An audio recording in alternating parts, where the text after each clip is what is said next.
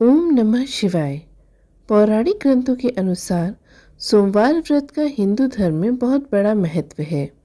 यह व्रत भगवान शिव और माता पार्वती को प्रसन्न करने के लिए किया जाता है। माना जाता है कि सोमवार का व्रत करने वाले भक्तों के जीवन से हर कष्ट समाप्त हो जाते हैं और उनकी मनोकामनाएं पूर्ण होती हैं।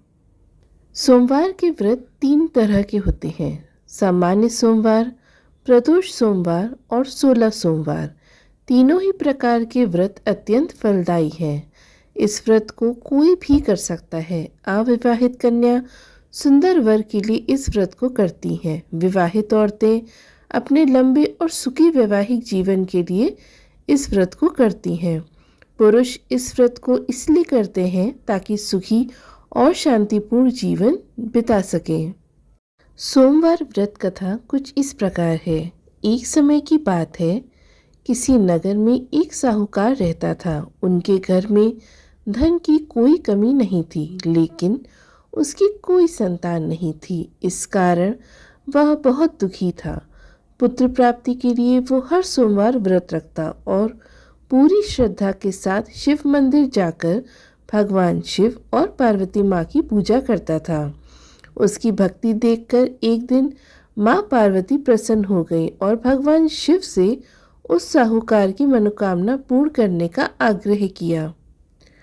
पार्वती जी की इच्छा सुनकर भगवान शिव ने कहा, हे पार्वती, इस संसार में हर प्राणी को उसके कर्मों का फल मिलता है और जिसके भाग्य में जो हो उसे भोगना ही पड़ता है। लेकिन पार्वती जी ने साहूकार की भक्ति का मान रखने के लिए उसकी मनोकामना पूर्ण करने की इच्छा जताई। माता पार्वती के आग्रह पर शिवजी ने साहूकार को पुत्र प्राप्ति का वरदान तो दिया, लेकिन साथ ही यह भी कहा कि उसके बालक की आयु केवल 12 वर्ष होगी। माता पार्वती और भगवान शिव की बातचीत को साहूकार सुन रहा था। उसे ना तो इस बात की खुशी थी और ना ही दुख। वह पहले की भांति शिवजी की पूजा करता रहा। कुछ समय बाद साहूकार के घर एक पुत्र का जन्म हुआ। जब वह बालक 11 साल का हुआ तो साहूकार ने अपने पुत्र के मामा को बुलाकर उसे बहुत सारा धन दिया और कहा, तुम इस बालक को काशी विद्या प्राप्ति के लिए ले जाओ और मार्ग में यज्ञ करना। जहाँ भी यज्ञ कराओ वहाँ ब्राह्मणों को भोजन कराते और दक्षिणा देते हुए जाना। दोनों मामा भांजे इसी तरह से यज्ञ कराते हुए ब्राह्मणों को दान दक्षिणा देते हुए काशी की ओर चल पड़े। रात में एक नगर पड़ा जहाँ नगर के राजा की कन्या का विवाह था, लेकिन जिस राजकुमार से उसका विवाह होने वाला था वह एक आंख से काना था। राजकुमार के पिता ने अपने पुत्र के काने होने की बात को छुपाने के लिए एक चाल सोची। साहूकार के पुत्र को देखकर उसके मन में एक विचार आया। उसने सोचा कि क्यों न इस लड़के को दूल्हा बनाकर राजकुमारी से विवाह करा दूं। विवाह के बाद इसको धन देकर विदा कर दूंगा और राजकुमारी को अपने घर ले जाऊंगा। लड़के को दूल्हे के वस्त्र पहनाकर राजकुमारी से विवाह करा दिया।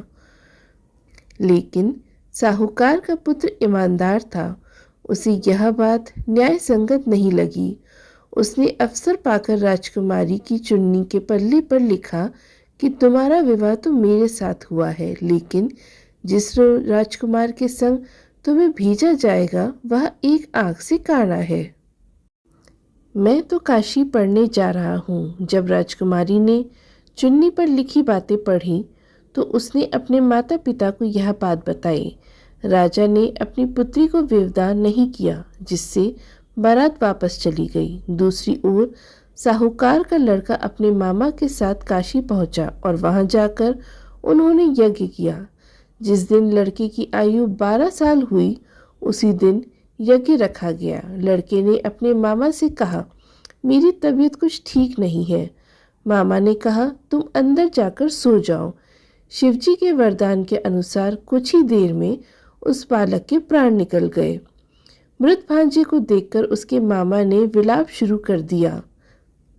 संयोगवश उसी समय शिवजी और माता पार्वती उधर से जा रहे थे। पार्वती जी ने भगवान से कहा, स्वामी, मुझे इसके रोने का स्वर सहन नहीं हो रहा। आप इस व्यक्ति के कष्ट अवश्य दूर करें। जब शिवजी मृत बालक के समीप गए तो वह बोली, यह उसी साहूकार का पुत्र है जिसे मैंने 12 वर्ष की आयु का वरदान दिया था। अब उसकी आयु पूरी हो चुकी है। लेकिन मातृभाव से विभोर माता पार्वती ने कहा, हे महादेव, आप इस बालक को और आयु देने की कृपा करें, अन्यथा इसके वियोग में इसके माता पिता भी तड़प तड़प कर मर जाएंगे। पार्वती के आग्रह पर भगवान शिव ने उस लड़के को जीवित होने का वरदान दिया। शिवजी की कृपा से वह लड़का जीवित हो गया। शिक्षा समाप्त करके लड़का मामा के साथ अपने नगर की ओर चल पड़ा। दोनों चलते हुए उसी नगर में पहुंचे जहां उसका विवाह हुआ था। उस नगर में भी उन्होंने यज्ञ का आयोजन किया। उस लड़के के ससुर ने उसे पहचान लिया और महल में ले जाकर उसकी खातिरदारी की और अपनी पुत्री को विदा किया।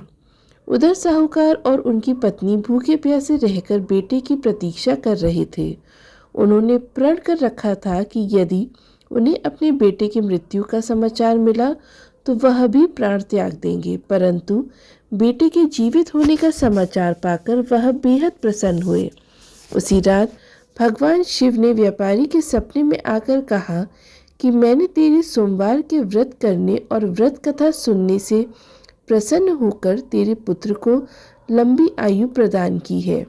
इसी प्रकार जो कोई सोमवार का व्रत रखता है या कथा सुनता है और पढ़ता है, उसके सभी दुख दूर होते हैं और समस्त मनोकामनाएं पूर्ण होती हैं। शिव भोले हैं और भक्त प्रेमी भी। पूरी श्रद्धा से की गई सामान्य पूजा भी वह अंतर मन से स्वीकार करते हैं। ओम नमः शिवाय।